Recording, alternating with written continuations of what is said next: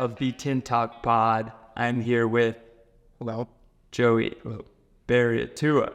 How the hell are we doing? Can I get one of those cool intros like you do with our guests? You got one the first time, and that's all I wanted to get. That's stupid. Stock down. Sam's intros. I'm good. I just got back from Thanksgiving vacation at my parents' house in California. We brought the dogs with us. Every update includes the dogs. I hope everybody knows that. We flew with the dogs. They were very okay. They were fantastic at home, but on the plane it was a little stressful. So I'm pretty exhausted today. Yeah, but I'm glad to be back here in Boulder. How are you doing? I'm doing good. I'm doing good. I was very upset that I stayed in Boulder over Thanksgiving. I thought I was really being try hard, staying home for the holidays, and then it just decided to absolute snow and dump and ice over on us. So a lot of treadmill running. So that was pretty annoying when I knew I could have been in California with you also. Did Morgan go to California? No, Morgan stayed with me. I had Thanksgiving at Brian Troy's house, and that was a ton of people. Mm-hmm. It's been growing every year. It's my third year going there for Thanksgiving. A lot of Congratulations. Fun. A lot of fun. Great foods. Wait, we're doing stock up, stock down in a second. But first, any other things to report for this week before we move on? Any little tidbits for the people? Oh gosh, the snow's still sticking. I ran 9 miles when I got back. 30 minutes after eating Chick-fil-A today. Yeah, my stomach held on until about the last 2.5 minutes. I've really lied to myself, and for sure, for people that have thought about moving here, that Boulder is a place that is really great for training because the snow melts so quickly. But when we lose Lobo and some of these trails, like some of the go-to easy run spots, it sucks. It was just last winter that sucked. And I hope this winter isn't the same because it was just cloudy the whole time. Yeah, for sure. So, all right. Give me a breakdown of your training this past week for the people. Last week. So like last Monday, not this. What was the total mileage? Last week was 93 miles total. Whoop. Yeah, a little bump up from the 80. You gonna hit Hondo this week? No, I don't think so. Just because we're on that 14-day cycle, and the 7 weeks always a struggle to keep up with. Okay, that mileage from the first week, because first week's double threshold, big threshold, long run, versus week 2 is just a threshold and then a VO2 max session. So it's just you got to pile on mileage where you don't really want to. Yep. On that second week, and so I just try and balance it as much as I can. So I'm hoping to hit 93 to 95 this week. Nice. We'll go quick. Monday was the typical day before workout, as I explained last episode. 10 and 4-0 or last week, so we're slowly getting up to those 10 and 5 doubles. Tuesday was first double threshold of the week of one of one. 10 by K in the morning. I ran, I think probably 316 down to 309. Usually how it works out. It was pretty easy. My lactate was a little too high near the end. That was the thing. That's the hard part about double threshold is especially with this lactate testing. Yeah. Is that Reed's threshold's obviously higher than mine. Right now. So you can run 5-minute pace or sub 5-minute pace and not feel a thing. Yeah. Versus once I start getting down to 5-minute pace, I'm kind of going over my threshold. Well, what was the reporting? I think it was 2.1 after 7 or 8. That's perfect. After running a 312, 313, and then we ran a 309 last one, and that was 4 point something. So it's a spike, Yep. And that's what you're trying to avoid. For sure, we're trying to avoid. Yeah. So it was a little too high. So, but we nailed it in the afternoon.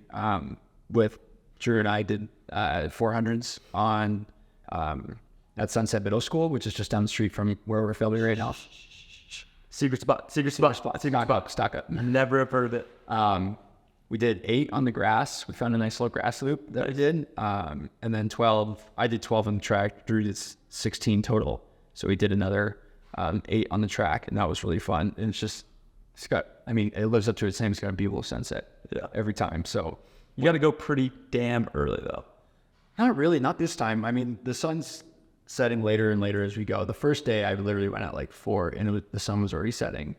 But last week, it was we went at 3:30, we finished around 4:40-ish, and we still had plenty of daylight. We had 15 minutes of daylight left, so we're getting time back. Wednesday, easy 8. Thursday, I flew home for Thanksgiving. So that was a 6 a.m. flight with the dogs. So we had to check a bag. We had to check in the dogs. Like, we had to go through the whole airport experience. It's no, like, walk straight in with your boarding pass and your carry-ons and TSA pre-check like I usually do. Do the dogs get a full security screening? What's there? You have to carry them through the security line. And Roxy and I were really scared, especially about Dill. Yeah. Because it's just like, he did great. He's fantastic in the airport. It was incredible.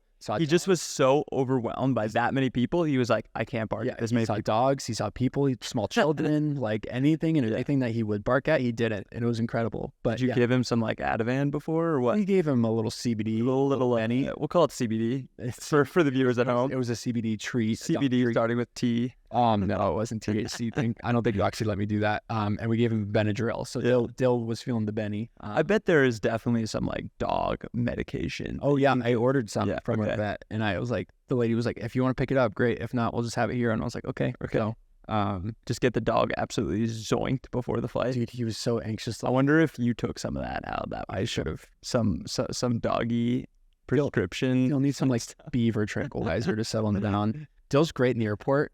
Fig's bad in the airport, and then that's the opposite on the plane. Fig sleeps on the plane. Dill's like rustling around, whining the whole time. And it's super. We came prepared. You don't put Dill just in the shirt and just done. They yelled at me. Really? The dog out. Yeah, they were like, the dog has to be in the carrier the whole time. Dang. I was like, this is tragic. I mean, full flight.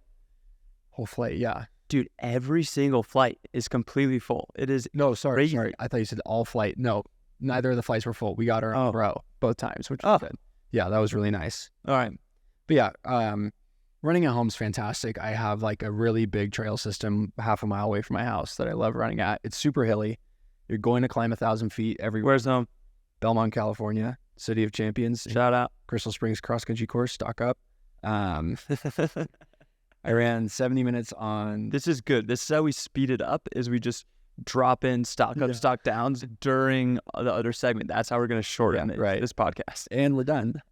So 70 minutes. I mean, you average slow when you run at it's called Water Dog Lake. A lot of climbing, a lot of ups and downs, switchbacks. So you're running slow. So I didn't even hit 10 miles for 70 minutes on Thursday. Friday, I did a threshold workout on the track, 7 by mile at threshold. I think I started like 5:15 and I got down to 5:08 on the last one, which is good. This is at Carmont High School, if anybody's wondering. Lane 1 is 392 meters. So you have to run in lane. You have to run. There's a sign on the track. You have to run in lane 4. It's 401 meters. Imagine those kids just thinking there's hot shit. That's where I ran my middle school races growing up. I bet you PR'd every single time. It's like, I ran so much faster. It's like BU. Yeah. And then just like a 4-mile double on the treadmill. Listen to the last Tin Talk episode. Saturday, another 8 through Water Dog. Took over an hour. So that was great. 1,100 feet of climbing. Sunday was a good one. 15 miles out on the Bay Trail in Foster City. 6:22 average. A couple sub-6s the last one.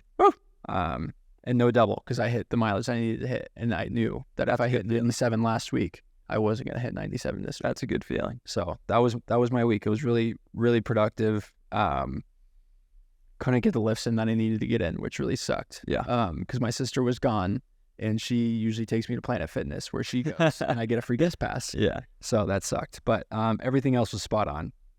Nice. Let's hear your week. All right. Monday was, so I was 60, what was I? 63. Oh, this actually says I was 69.6 miles last week. But there is I think this is saying the last 7 days. Wow, that's awesome. To Strava. Yeah, I'm going to Strava now. Oh, you're so unprepared. Yeah, I am. This sucks. 67 miles. I was 67 miles last week, which is big for me. Gonna hopefully break 70 this week. My Strava map looking real nice, just climbing up that hill. Oh, it's so pretty. And I did 65 minutes, 9 miles on Monday. Then I did a swim in the afternoon, and in the morning I really need to start remembering these workouts so I can just rattle them off. I did K repeats with the boys, and then the next day I did an 8.7 mile run. This was with a recruit that was in town.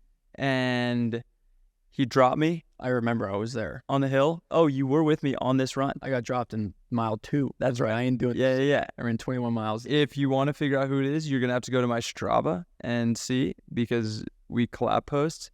And that was pretty funny. That was, He was running an Alpha Flies the whole time. I expected it because he like ran 8 miles at like 6:20 pace with Antonio the night before, and that was Antonio's double. He's like, I might as well keep going. Yeah. He ran 8 miles for a double at 6:20 pace. And then he took the day off the next day, which is like also he's like, my pretty knee funny. hurts. I wonder why. Yeah. Moron.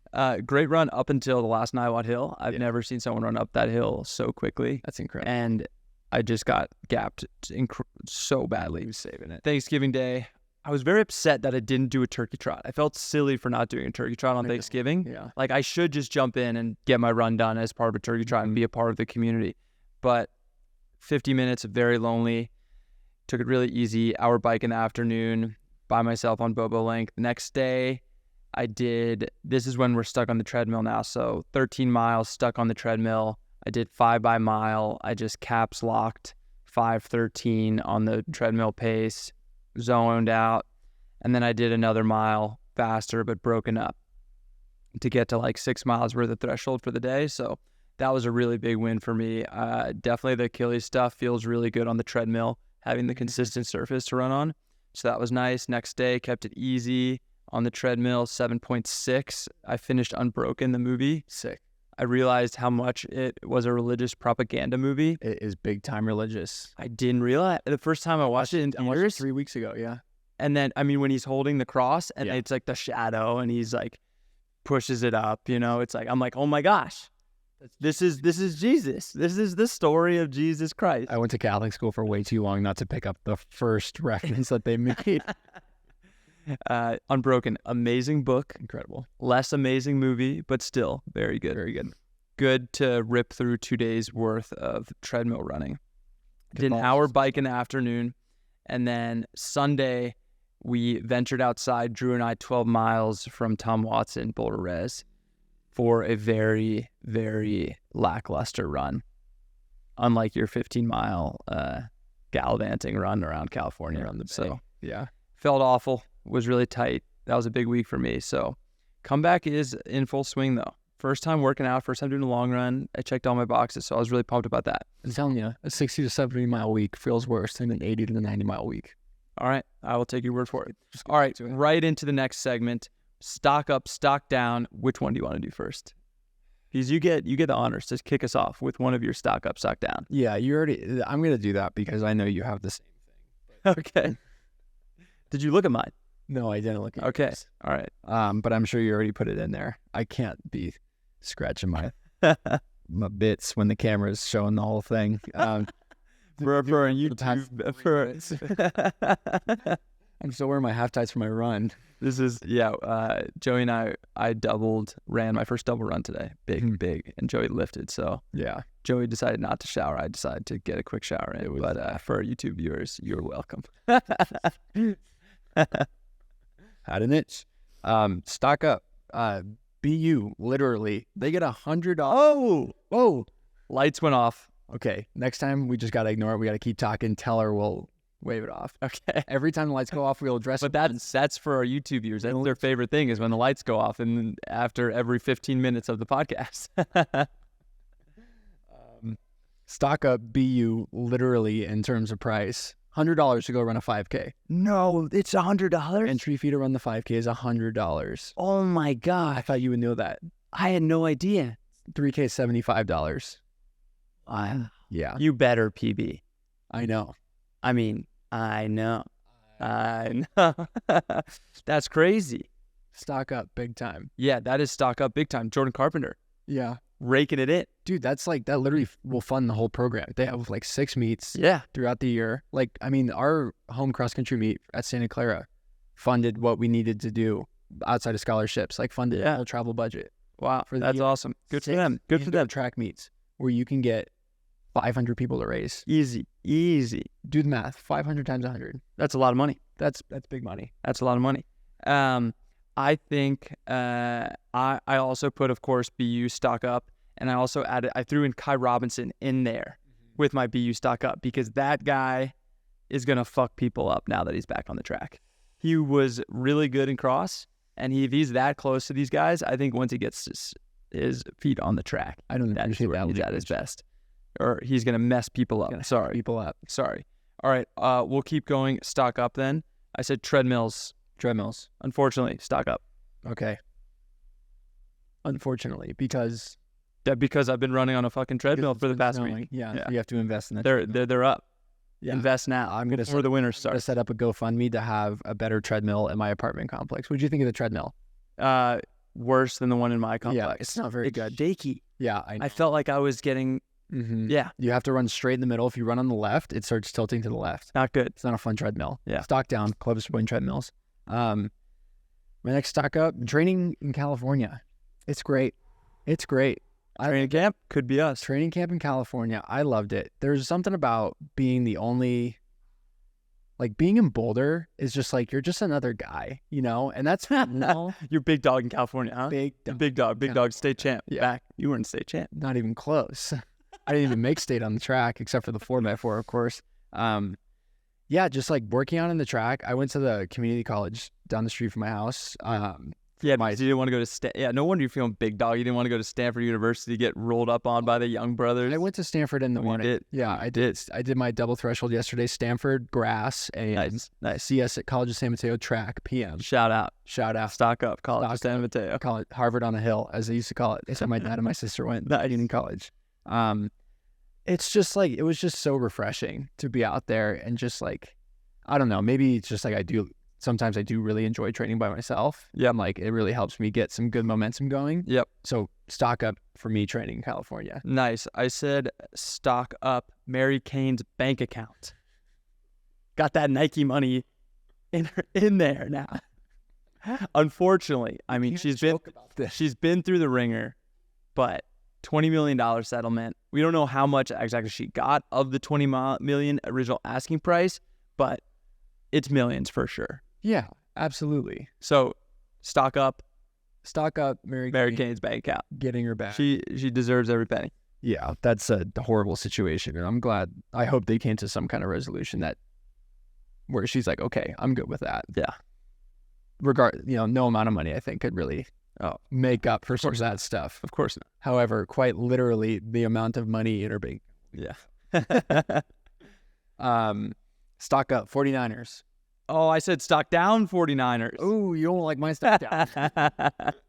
49ers are playing the Eagles this weekend. That's why I was waiting for you to pull up your Purdy jersey. I have watched a total of 2 quarters of 49ers football this year. So you are ready. So I am prepared. I watched the game and they lost, and I was like, I got to stop.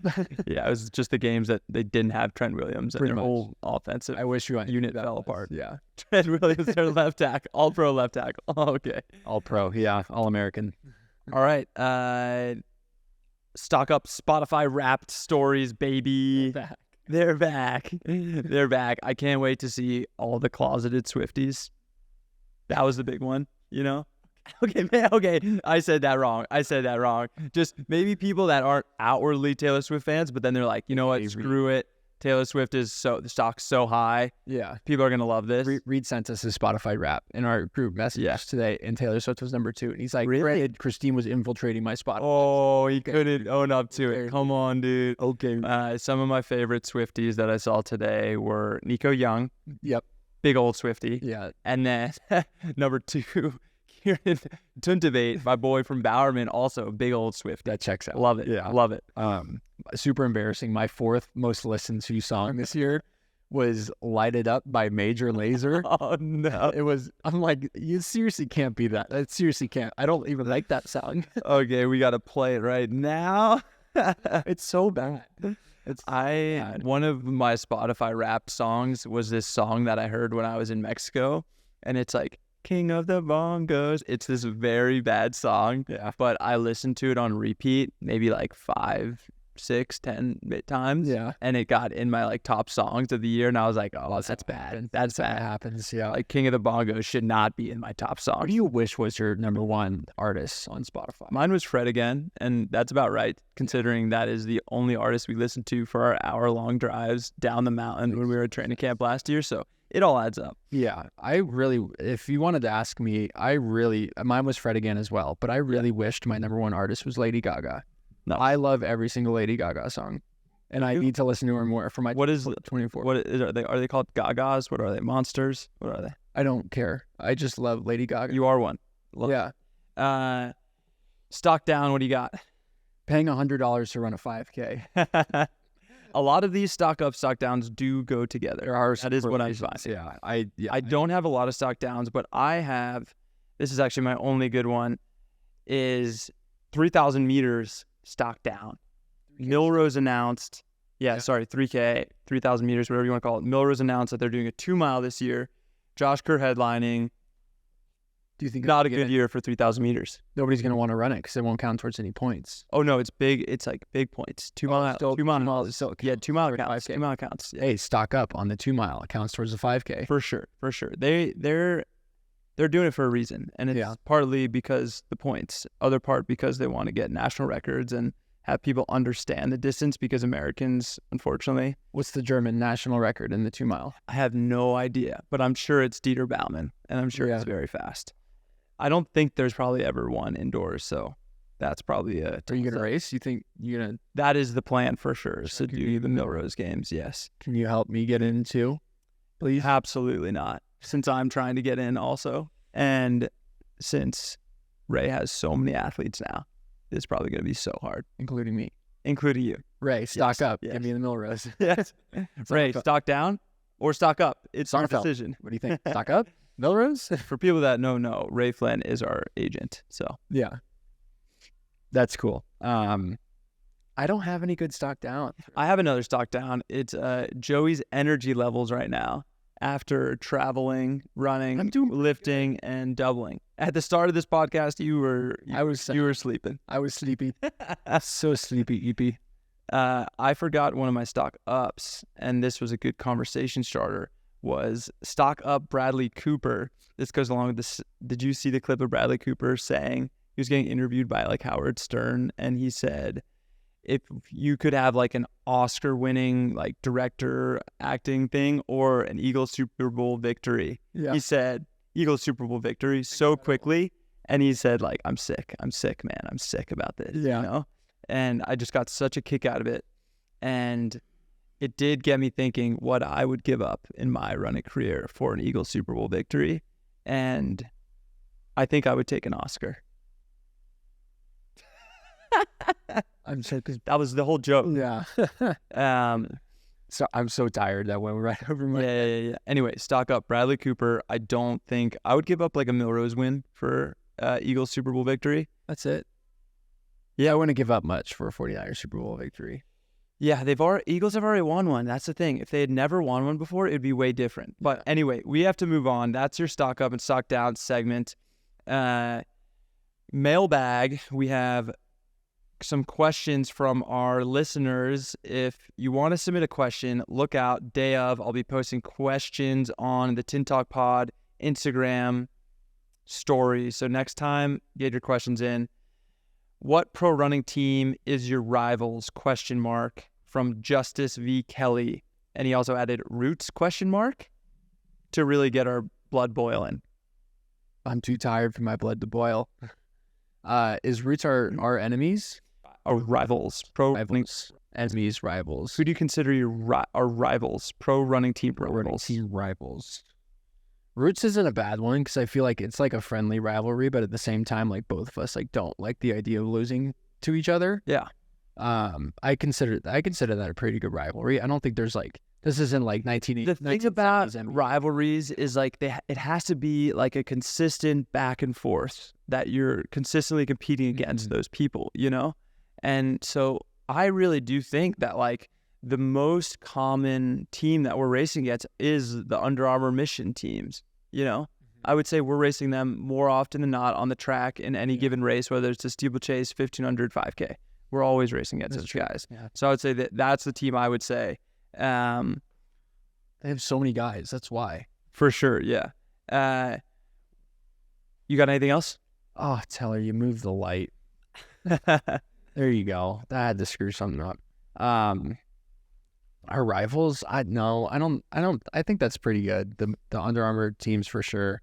I feel like we're gonna be running into the Hoka guys, Hoka NAZ guys a lot more. Yeah. As we go. They're going to clean house at Sound Running tomorrow. Yeah. You saw their team. They brought everyone. Yeah, they're gonna be good. And no OAC there. They are going to... No Tinman elite. No Bowerman. It's just Charles Hicks solo. Yeah. That's another stock down. European cross. If Charles Hicks doesn't go over for European cross, I don't think he was selected. I mean, I don't think he raced at British Champs. Yeah. That's a big stock down. Charles Hicks is a big name for British athletics to not be racing Eurocross. Sure. So Yeah. I know you said that one last week, but all right. Well, because I knew.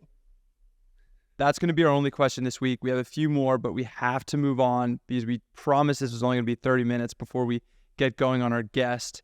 We are going to quickly go through the TME as segment, which is, if you didn't tune in last week, it's a new segment where we basically have in our group chat where we say Tinman Elite as some erroneous thing, or it could be like Tinman Elite as last week we did Thanksgiving dishes, and we just associate a dish with a person. This week we're going to do college schools, programs, specifically programs that have running programs, and once I just picked from the teams that ran at NCAs. Yeah, that's pretty much what I did too. So we're going to associate someone on the team with a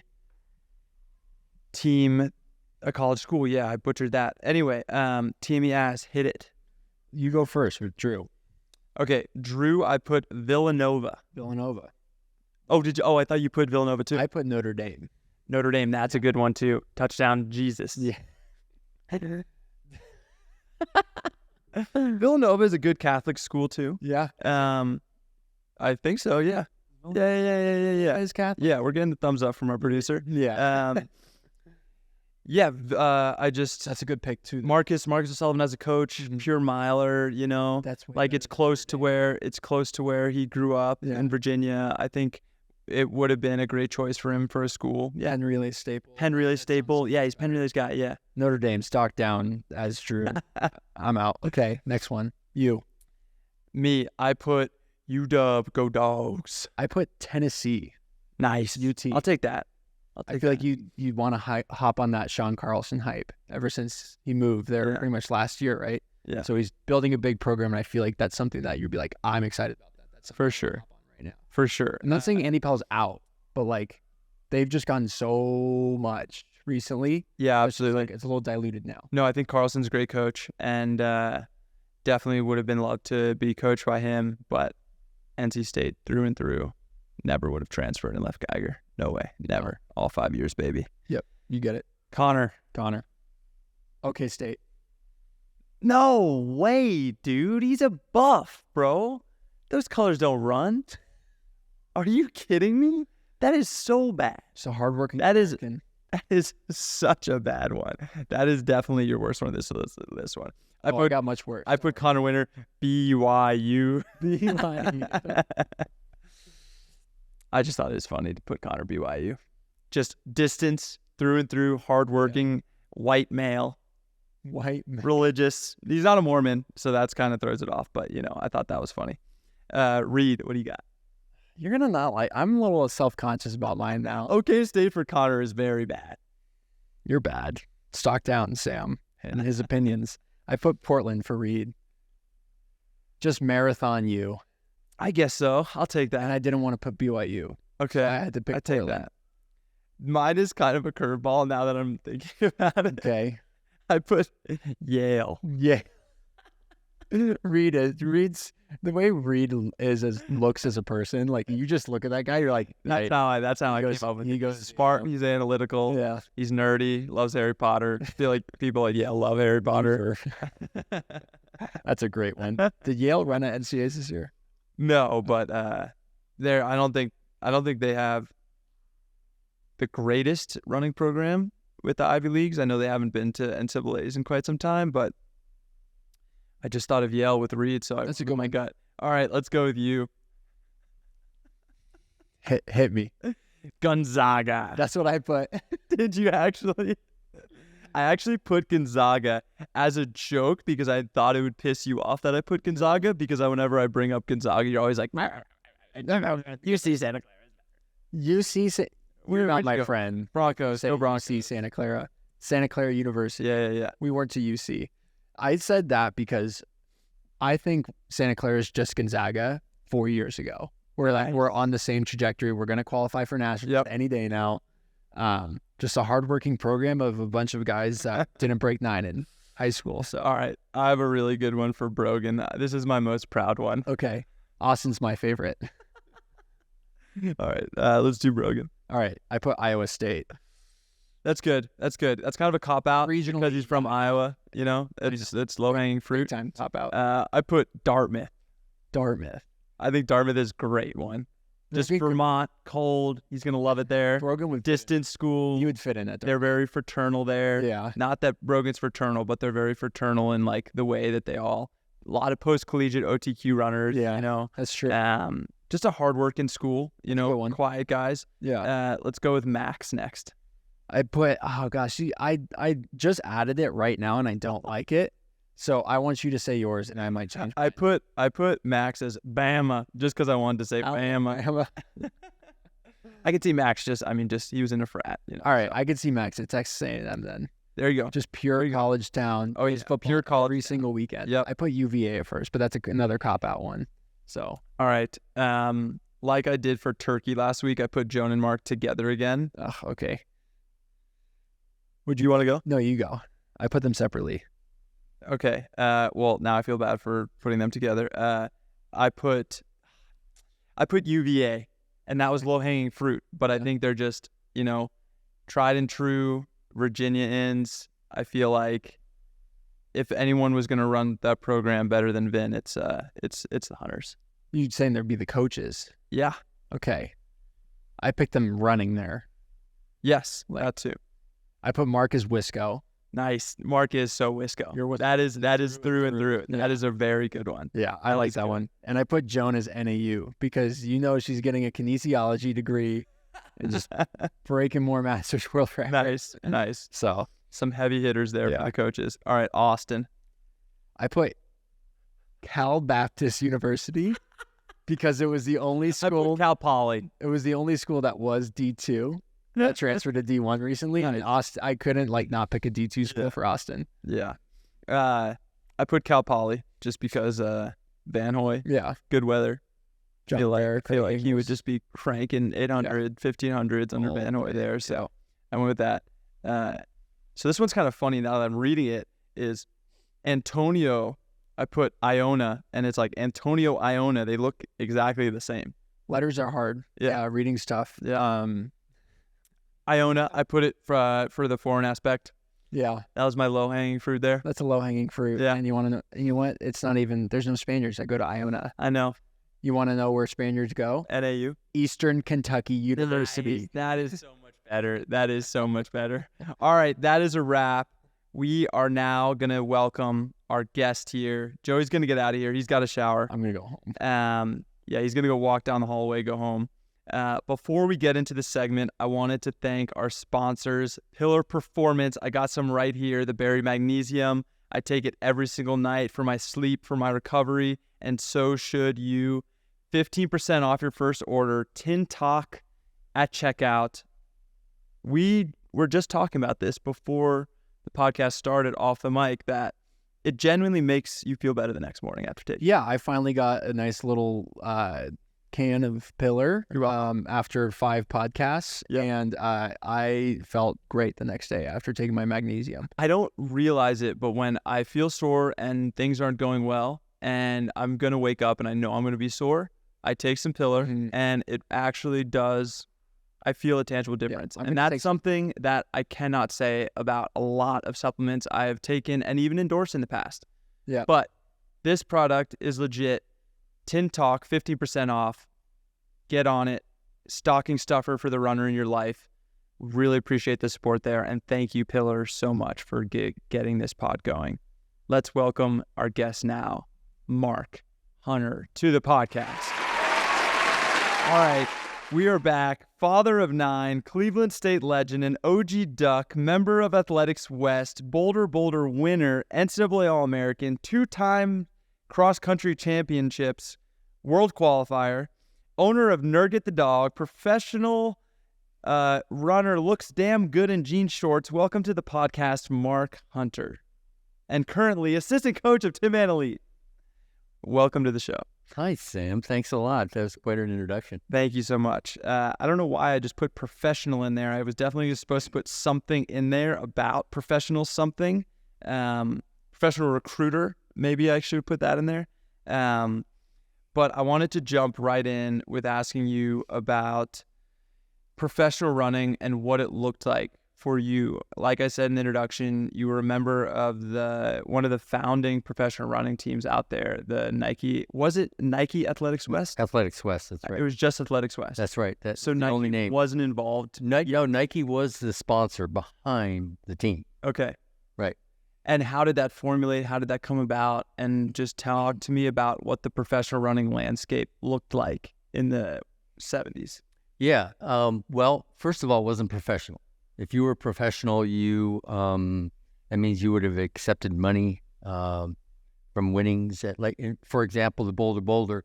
First place when I won was $850. Yeah. And I couldn't take it. And the Bank of Boulder, who sponsors the race, Mr. Bosley was offering me this money, and there are these people taking pictures and everybody standing around. I go, I can't take it. Yeah. And it was a truly 100% amateur sport back then. But they brought the envelope and slid it under the door later. Oh, yeah. Gosh, you heard that story. So, yes, I got home after the race, and I saw this envelope sticking out from my welcome mat, underneath my welcome mat. Yeah. And I opened it up, and there was $850 in cash. And I was so broke at the time that I succumbed to... Don't ask, don't tell. No, yeah, right. Hopefully I don't have to give it back now. Yeah, now that we've exposed you right on the podcast. So yeah, I was strictly amateur, and so we did everything for the love of the sport. And usually you had one probably Olympic attempt because you had to get a job and you had to make money and you had to support. If you had a family, oh my gosh, I can't imagine how rough that would have been. The guys, when I lived in Boulder at the time, and we're talking about the 1980 trials, which were boycotted by the U.S. anyway. Not imagine that. Like the emotions that you must have gone through, just knowing that they're just wait out of your power. Just waiting, Yeah. and we already knew going into the Olympic trials that, but you in the back of your mind, I know for me, the incentive was, this isn't really going to happen. They're really not going to boycott. It's going to happen. So go to the trials and try to make the team and let the chips fall where they may. But I knew that was my last chance. Wow. If that, because like I said, I was broke. I was working as a maid. I was delivering pizzas. And this was in Eugene. No, this was in Boulder. Okay. Yeah. 1979, 1980. Okay. Wow. Yeah, that's crazy. Those odd jobs is something that I feel very fortunate about, that I don't have to do that. But I do know that's something we talked about with like Morgan Pearson when he first started running professionally, that, he's working at Macy's and he was doing odd jobs to like make it work, So there's definitely a lot of that hustle and grinding that still happens in the professional landscape. So it is very interesting to hear that that's something that you dealt with in Boulder. And that's something that, a lot of runners that currently deal with. We have guys on the team that are doing part-time jobs and doing whatever it takes to make this a reality. So it's crazy that all those years have gone by and it is still, kind of in that same sort of like system. I want to, there's this epic picture that I think Drew probably posted of NCAA's, you were 4th and you were 6th, correct? 4th my junior year, 6th my senior year. Right.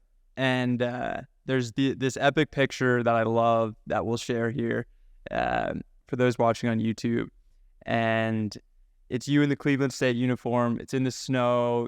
There's like tons of guys wearing full thermal, basically looks like they're wearing like sweatpants almost underneath their running shorts, And you see Salazar in the iconic, Oregon kit, next to you. Talk to me about that race. And cross country was kind of your bread and butter, right? Yes, it just happened. I didn't think I would ever be a outstanding cross. I was recruited as an 800-meter runner, believe it or not. And I because you ran 14 in high school? I ran 4:14. That was a full mile, Yeah. of course. And then, but I could run a sub 50, 400. Nice. And back when I raced in high school, you could only do 2 events. So every single race, I ran the mile, came back in the 4x4. Yeah. Well, 4x440 yards. Yeah. So the mile relay. So I ran 1/800 my whole senior year. Yeah.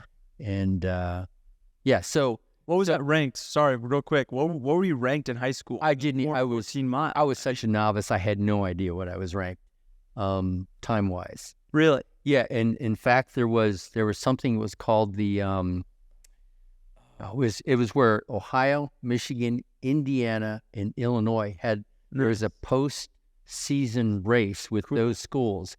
And I was done with running. I did not want to run after the state meet. Wow. And so I never went to that race. No way. And I regret it to this day because I would have liked to see how I stacked up against, at least state champion. And they were only state champions. If you didn't go, Ohio didn't take you. Wow. Okay. They didn't take second place. Yeah. And it was the quad meet. That's so cool. I would have loved, to do a dual meet with like New Jersey, Maryland, or any like state neighboring us. I know like Oregon and University of like Washington, they do that River Clash. That's like one of the coolest cross country races. But sorry, I interrupted you. Go on then. Yeah, where was I? About the cross country question. Oh yeah, so the race you're talking about was my senior year, and I had been 4th the year before, and I went into that race thinking I'm going to win. I'm going to win. I was in great shape. Who were the top dogs? Well, Henry Rono was coming back, but Henry, I don't know what happened to Henry. I think he finished 100 and something. Wow. But Salazar, Chapa, there were 4 or 5 Kenyans. I mean, we were always racing Kenyans. In fact, the year before, when I got 4th, there were, with a half mile to go, was me and 3 Kenyans. Nice. And so I was always used to running against Kenyans at the national level. And so the race, it was perfect temperature for me. It was, I think, race day was like 28 degrees, and it was snowing. Right? You said there was snow on the ground. It was snowing. Yeah. And at about 4.5 miles, there were a group of 6 of us, and Salazar just took off. And I could tell everybody was like a little tentative, and they were kind of looking around at each other like, should we go with him? Yeah. And I thought, what is he doing? I thought, he's crazy. Yeah. He can't do this. Yeah. I mean, and he took off, and no one went after him. And to this day, I regret. And I felt so good in that race. I regret. Still thinking about it. I think about it. Next time you see Salazar, you should tell him, hey, I'm still thinking about that move you made at NCAA. Yeah. But I was so frustrated. And then with, 200 meters ago, I realized that it was winter bust for me that day.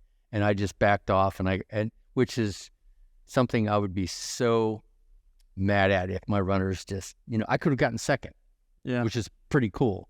But I went into the race. I was just so focused on winning the race, and because of a tactical mistake, not saying I would have won, but not putting myself in that position to win was that stayed with me. In fact, I had dreams about me actually going with Salazar and out kicking him. Wow. And I'd wake up thinking, oh, I won. And, it was very frustrating. Oh yeah. So, I can't imagine being in the position of the only thing I can even remotely compare to like me thinking about it so much was I was obsessed in college with just being an All-American in cross country.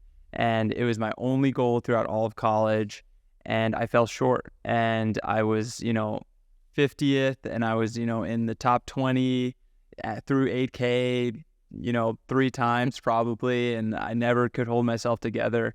And I thought after that cross race, for going into that indoor track season, I wanted to just be done so badly, because that was my only thing I thought that I was going to lay, like on my deathbed, was cross country All-American. That's the only damn thing. And get up on the wall at North Carolina State. Exactly. And that is actually the root of it.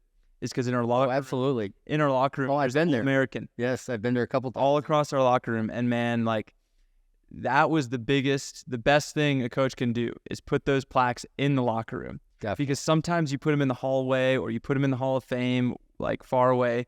Ours were up inside our locker room, and I wanted so badly to be able to come back one day and see it. And I have a plaque up there, luckily, from the track, but for some reason, cross country is all I cared about.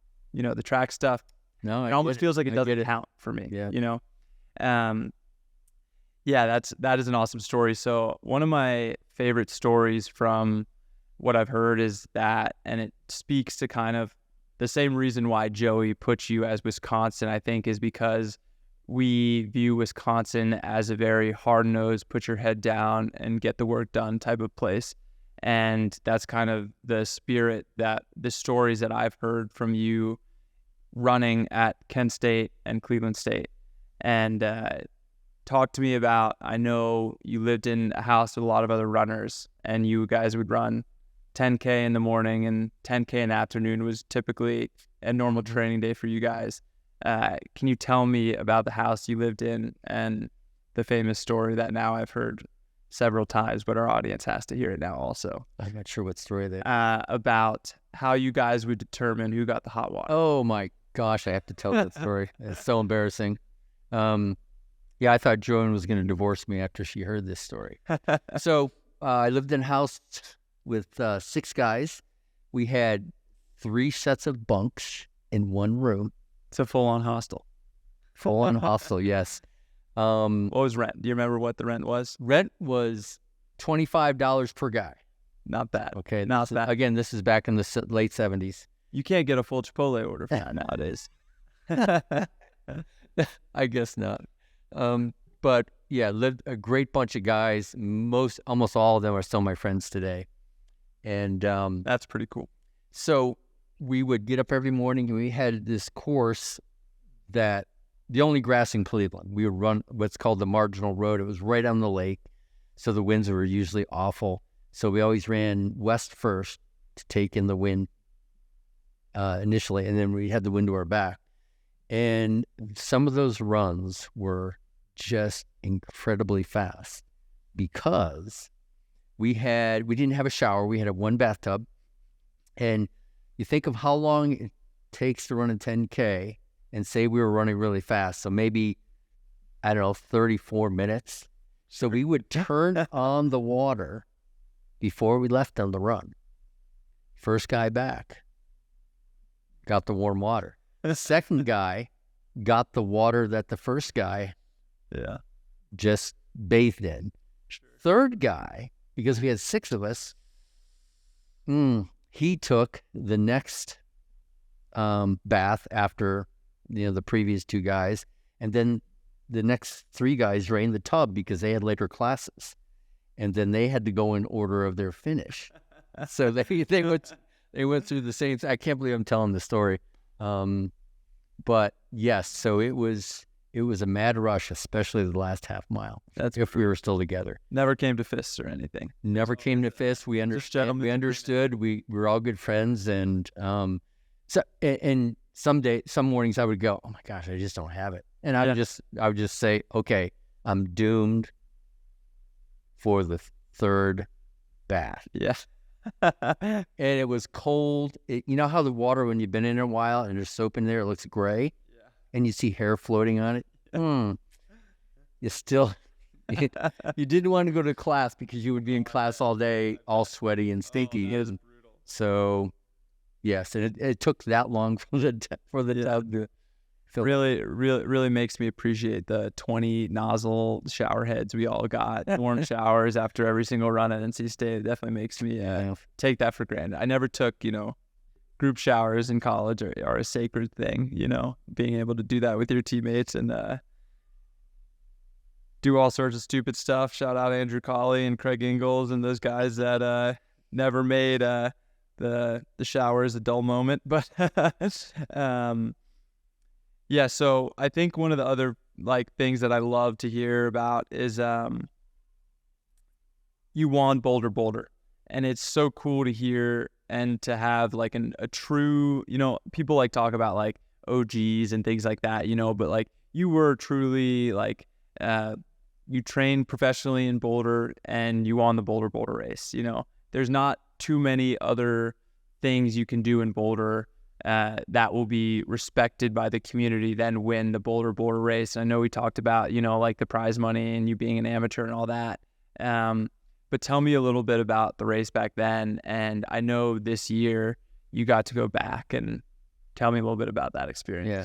Well, I got to go back and be in the VIP lounge upstairs in Folsom Stadium, so that was pretty cool. And of course, Frank was there, and a lot of the past winners. And just watching it from there, it's so different from when I thought when I finished. We finished in Boulder High School Stadium. Oh, did you? Okay. And I couldn't believe the number of people there. Yeah. And then when I saw this year, 30 or 40,000 people. Gosh, it was unbelievable. Yeah. And the roar, I've been to several college football games, and the roar that went up when the leader came through. I think it was Connor. Didn't Connor win? Yeah, Connor Mance came through the stadium was, I got chills. Yeah. I got chills.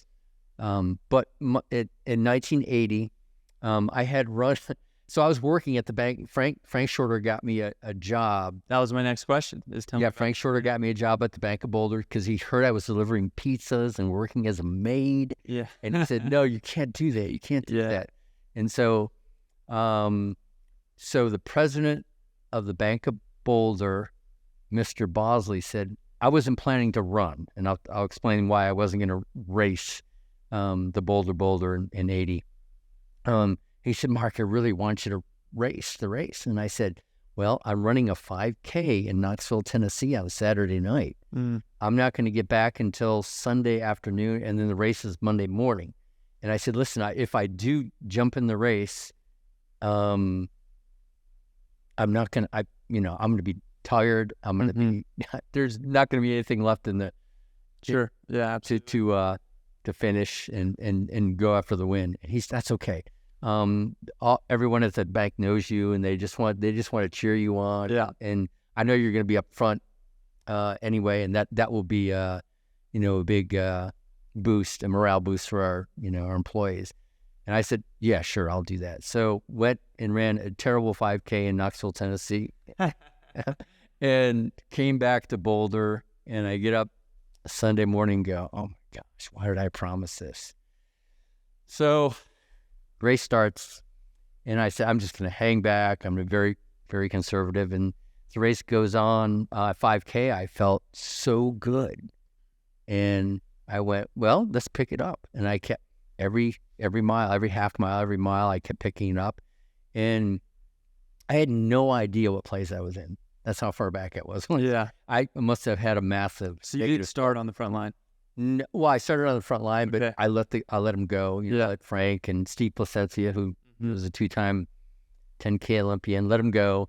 And then we're running along, and I just kept passing guys. And finally I got up to Steve, and I said, Steve, what place are you in? And he used to call me Marco. He said, you shouldn't have told Marco. You should have told us that. Yeah. That's gonna be the nickname on the team. Coach Marco. Yeah. He's coming. So Steve says, Marco, you're in first. Go for it, man. I'm toast. Yeah. And I couldn't believe it. And this was like probably 3/4 of a mile or a mile to go. And like I said, I felt so good. And I just hammered it. And like I said, we finished in Boulder High School Stadium.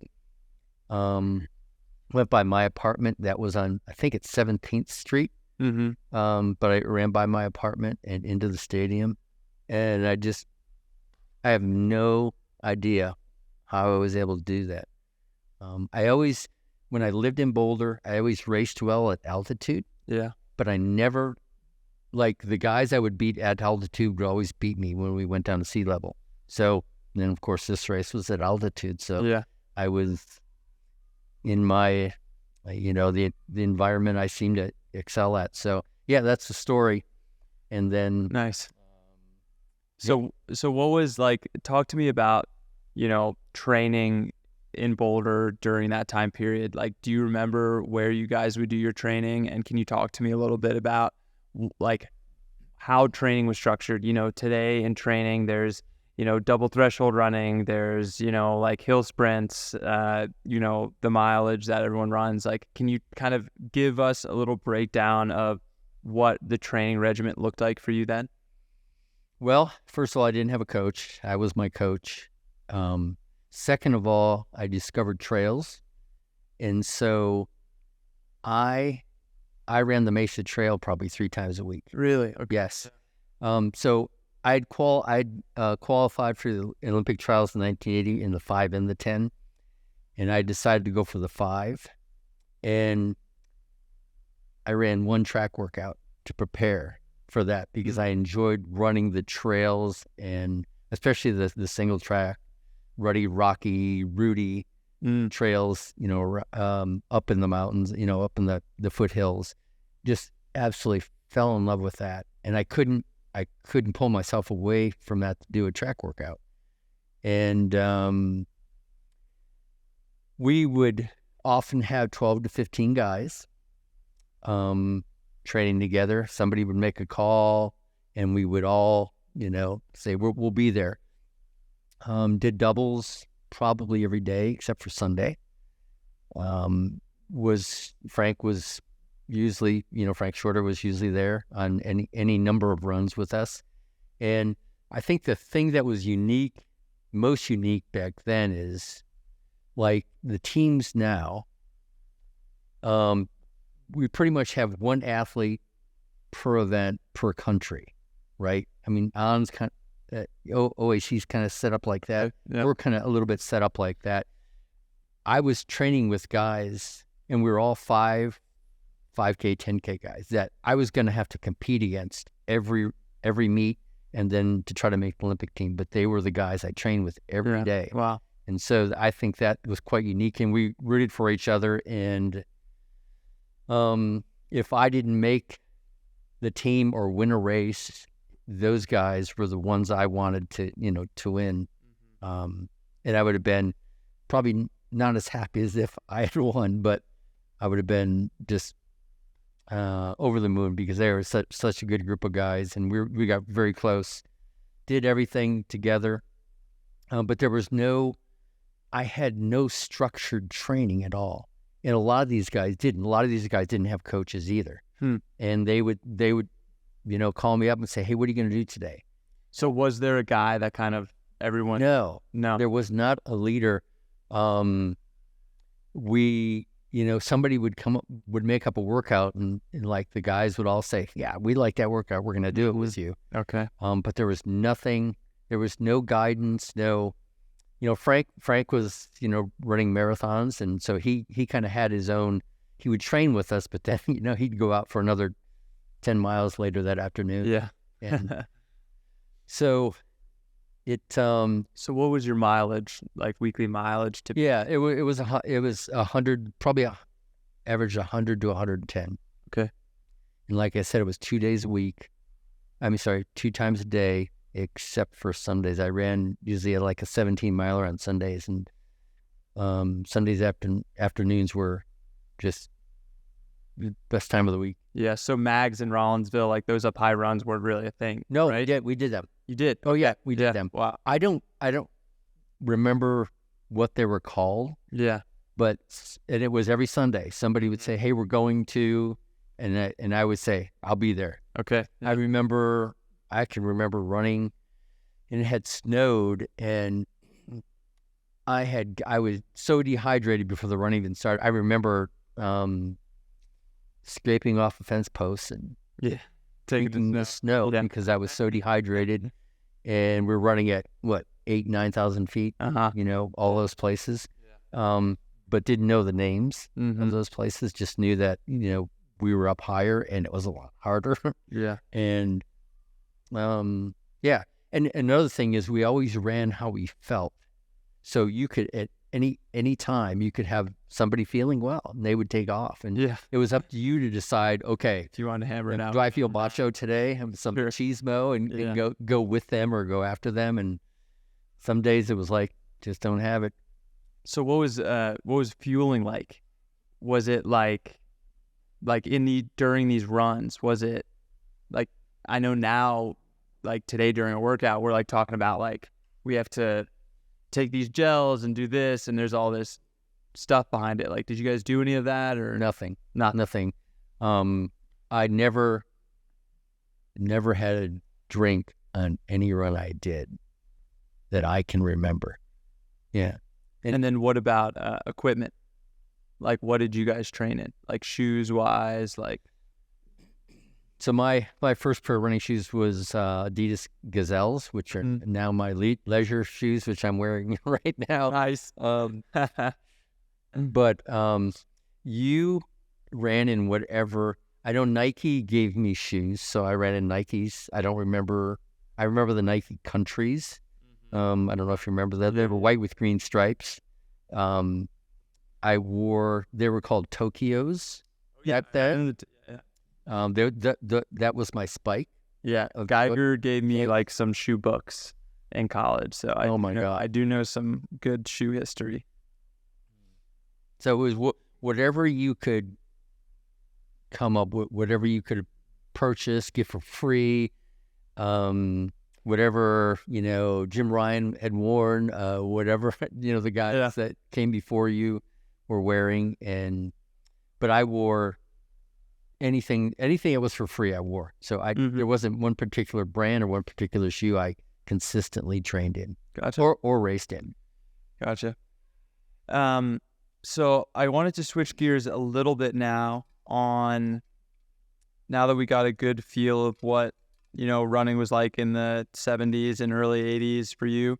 I wanted to now to fast forward a little bit to, for those of you that don't know, Marc was one of the coaches at Loudon Valley, multiple time national championships in all sorts, from cross country to the track to 4x miles, and then coming on as the head coaches of Tinman Elite. And one of your biggest responsibilities here is to recruit for Tinman Elite. And we are allowed to talk about this because when this podcast is announced next week, we will have announced some of these new members of the team. And I just wanted to talk to you about them briefly as individuals. But I first wanted to ask, what is it like recruiting in this current professional running landscape? How hard is it? How do you go about it? Well, I'll just say that probably had one of the lowest points of, at least during my Tinman tenure, so 2+ years now. Of last year, we thought, and you know this too, we thought we had 3 athletes that were going to join the team, and they got better financial deals elsewhere. And so I realized that, oh my gosh, I got to think out of the box recruiting for us. We are at Adidas Club. We do get money from Adidas, but a lot of that goes to travel and just getting those athletes to their physios and making sure they have a good weight program. So we don't have a lot of money for just raw recruiting. And it's not like I can offer an athlete $50,000 a year to join us. And so with that said, though, everything else about coming here to Boulder, being part of this team, is a positive. It's the financial thing that has been the most frustrating thing for me. And so working with, we have an advisory group, which you're part of and I'm part of, that makes decisions on any recruit. Okay, I go out and recruit and present the athletes to what is called the TAG, Tinman Elite Advisory Group, and then we discuss the athlete, and I give the reasons why I think they should be featured Tinman. And I know the team has been really generous with money. Probably not as generous as other teams, but the combination of this would be a great place to be, And people actually, I think, like the husband-wife combination, coaching combination, and kind of the, maybe, being a dad or a mom sometimes, and think athletes like that. I mean, that's what I tell recruits, is like, I tell recruits all the time that I'm like, look, like, there's a lot of programs where you're going to get very hands-off training. You're going to get tough love. It's a lot of like, pull your sleeves up yourself and figure it out, and that's something that I think is very unique and it's draining for you guys for sure. But it is one of your biggest intangibles is that you guys bring TLC, tender love and care, to each athlete. That's the only way you and Coach Hunter are programmed, is to care for people. You guys are both so empathetic, and there's no other option for you guys, even if you guys wanted to be more just cut and dry with training. Well, thanks for saying that, Sam. That's very nice. With that said, I want this team to be on podiums. I want PRs that people look at and go, oh my gosh. I still have that. I'm still very competitive, and then so I still want to have championships won. I'm going to do things like, win the cross country national. I want things like going for the world record in the 4x-mile relay. And of course, like I said, I want podium finishes for our athletes. So, but we have to recruit a better caliber of athlete, and younger caliber, right? So we can, so they can mature with us, athletically mature with us. For sure. Because I know in our program in Loudoun Valley, we took a freshman kids and we were going, okay, we're building them for 4 years. Yep. I don't care what they do this year. And our freshmen ran so little, but we kept them injury free. We did a lot of non-running stuff. And, by the time they were seniors, they were, getting scholarships to Division I programs. And so we have the philosophy of working with the athlete for over an extended period of time. And as you know, we're very collaborative coaches too. So that's attractive to some athletes. Other athletes just they don't want to have anything to do with their training. They just want to be told every day what to do. Yeah. We're not like that. So this is not the place for that athlete. If you've come from a collaborative program and it worked for you, then this is going to be the place. Or you did come from a program where you were told every day what to do, and you want to be, you want to have more say in your training. Then this is Tinman Elite's place for you. Yeah, absolutely. All right, so let's break it down. So let's just focus. I don't want to give them all the recruits away that we have coming in, but since we have some racing this weekend, let's focus on the 2 new athletes, male and female, that are racing for Tinman Elite for the first time in the Adidas Tinman Elite kits. Right. So the first athlete, so we signed 3 athletes. My recruiting was focused on 5 athletes. So Anthony Camerari was the first one to sign. He went to Miami of Ohio for 4 years, 3 years, when his last is currently, competed last year for Ole Miss.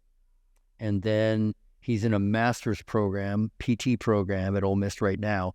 And the more research I did on him, I thought, oh my gosh, what a huge upside this kid has.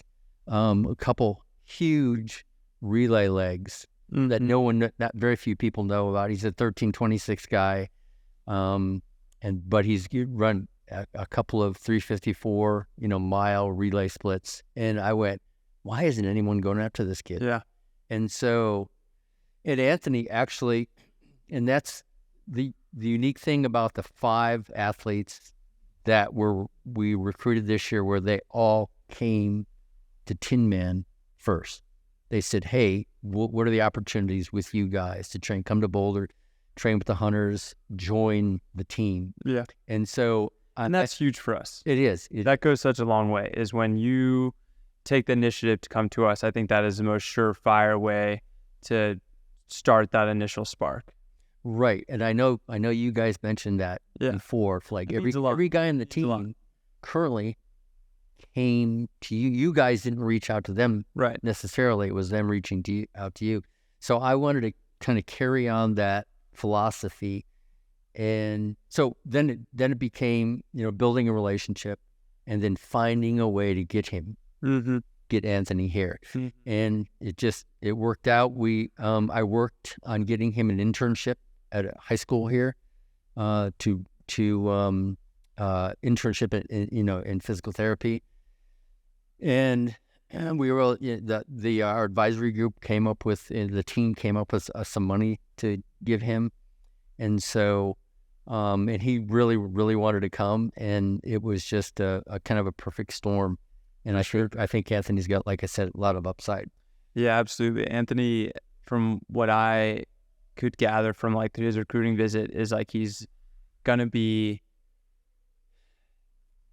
such a workhorse when it comes to the sense of the word, when it's like you're never gonna have to track him down to make sure he's doing what he has to do. Right. Like I think he's very type A when it comes to getting his work done. He cross trains a ton. Like we know he doesn't run high mileage, but Right. to be able to have the work ethic to swim or bike for those hours that he is putting in a week, like it certainly takes a certain type of person and a certain type of work ethic. And I know you love having an Ohio boy here, on the team now. So I know you're excited about that. And then we also have a female runner debuting in the 5K this weekend. Talk to me a little about her. What are her intangibles, and why Katie? Yeah, Katie Camarina, right at Portland State, sat out last year. Her NCAA eligibility was up. Sat out last year and had an unbelievable season, traveling back and forth from California to Arizona and training. And again, talking to her about her training, talking about the stress of. I mean, she, it's like a lot of you guys, you were broke, and you're taking a chance on yourself. Mm-hmm. And very exciting, post-collegiate first year for her. And we're thinking, oh my gosh, this girl has a lot of upside. Mm-hmm. And again, she reached out to us, and, we started the relationship. And I think she really enjoyed, the thought of maybe having a female coach. Mm-hmm. And I just think she has a lot of upside, and both her and, like you said, her and Anthony will be running in Boston this Saturday. Mm-hmm. Nice. Awesome. Katie had a huge breakout. What were her PRs this past year? Do you remember? Well, the one that set out was the 406. And I think she'd admit that she's not a 1,500 girl, so a miler. So that's what caught my eye. And then pushing the envelope on a 15 teens, I shouldn't say pushing the envelope. She's already there for a 5K, and she really didn't train for a 5K.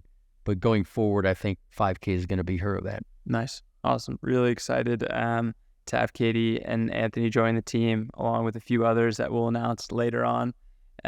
Once they get out here and we finalize all of that. I wanted to finish off the podcast with a quick bit. I wanted to hear what your Mount Rushmore of people that you have raced against in your career. So you have to pick 4 people that would be on your supposed Mount Rushmore, you know what I mean? And that it doesn't have to be the 4 best people. It could be the most influential person in the sport that you race against, or a person that impacted you in a way. Like, who are the 4 people that, up to you, that you'd etch in stone on a wall and say, I've competed against these 4 people? Oh, man.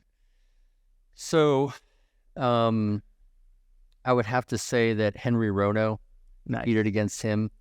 The thought that I was racing a guy that, so my junior year, I got 4th in the NCAA cross. Henry won by a huge amount. And that following summer, he would go on to break 4 track world records. And I was just amazed by him. And I was so blessed to just run in the same race with him. And I thought about that, because there was a big controversy back when we were running, because there were so many African runners and so many foreign runners, that, like I was 4th my junior year, and I was only American in the top 8. Wow. So, so there's some controversy back then. I didn't look at it like that. I looked at it like, where would I get a chance to run against a guy like that? Yeah. Or the other Kenyans and Irishmen, Yeah. Englishmen that were, running against. And It's funny. Sorry to interrupt you. It's funny because in our last podcast, we talked about the foreign influence on the NCAA right now. And something that I said is this is not anything new. It's maybe more. There's more, there's like, they're filling out full teams now. But that's nothing new. And it's refreshing to hear that. And it's unfortunate that people still to this day are complaining, because yes, it might have an All-American as the title, but it is so far from just an American league or anything to that degree. Right. Yeah, I mean, I would have been an NCAA champion, without the foreigners. But I thought, I just thought it was so cool. Yeah. Run against guys from across the world. Henry Rono was a legend. Yeah. Henry Rono. Another guy I looked up to was Alberto Salazar. Just because the grittiness, the grind of that guy as an athlete was just amazing. And you'd hear stories about workouts. And then when I joined Athletics West, we were on the second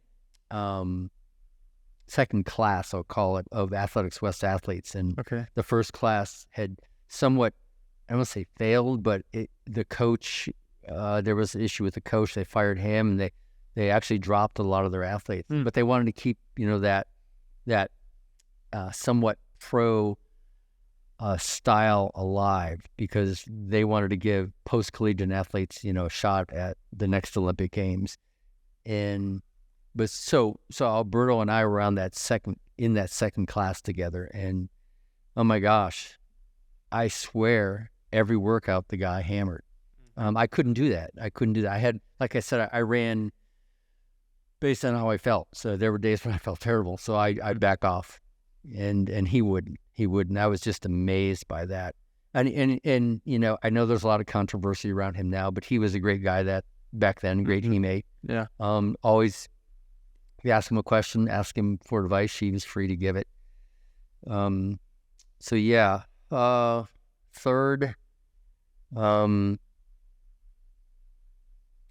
big name, I probably have to say Frank, just for what he did for American running. Him and Bill Rogers kind of go together.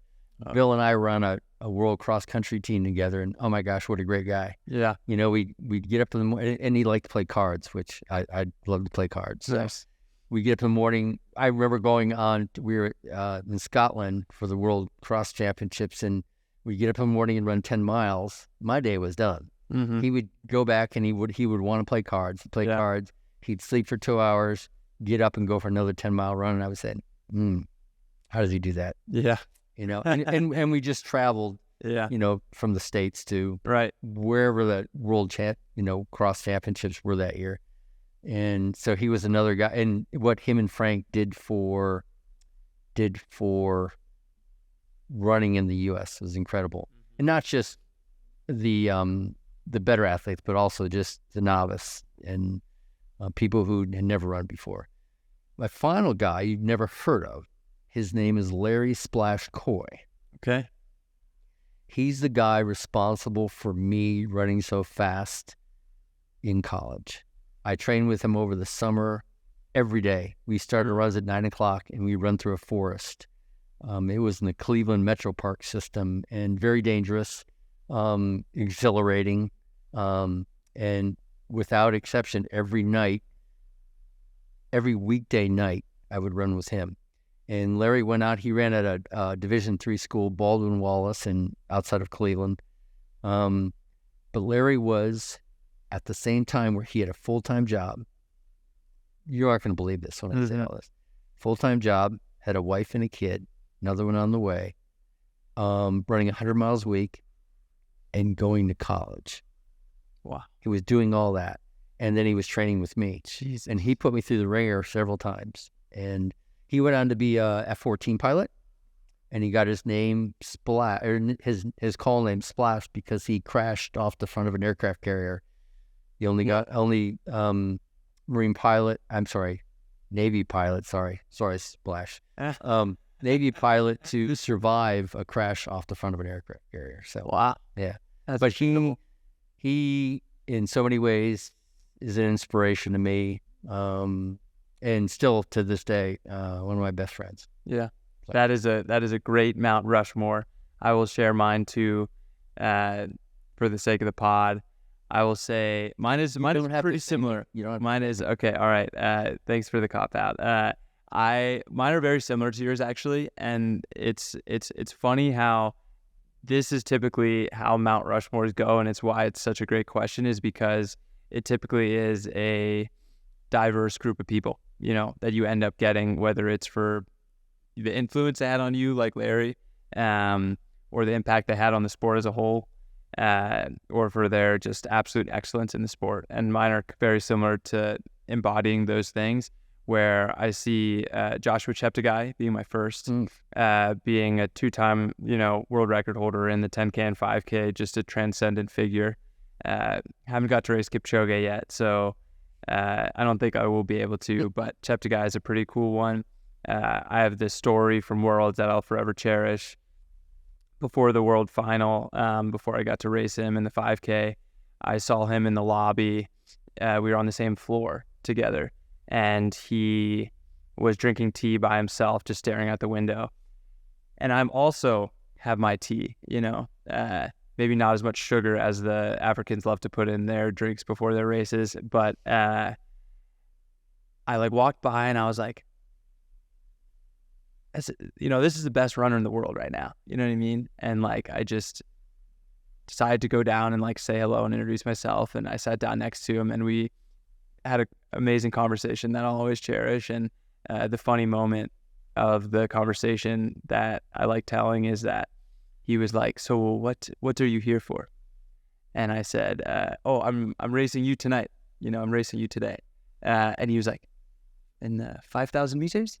And I was like, "Yep, 5K finals tonight." And he just put his hand on my on my shoulder and was like, "I am so proud of you.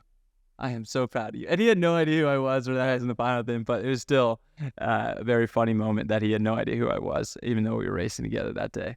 I certainly knew who he was. Jakob, I've raced him so many times now through the European circuit. He definitely has the... maybe not the impact on American running the way Frank did, but he certainly has a tremendous impact, in Norway, and is transcendent in Europe. And in any race, he is the one that's selling tickets right now, more so than I think maybe anyone in the sport, on the distance side, of course, where if he's racing, people are watching, and he's chasing world records like no other. And we've had a lot of interactions now, waiting in the call rooms together, me asking about all his little tattoos and wedding day planning and things like that. So I consider him a friend now, and that's very cool that I get to race him when I do.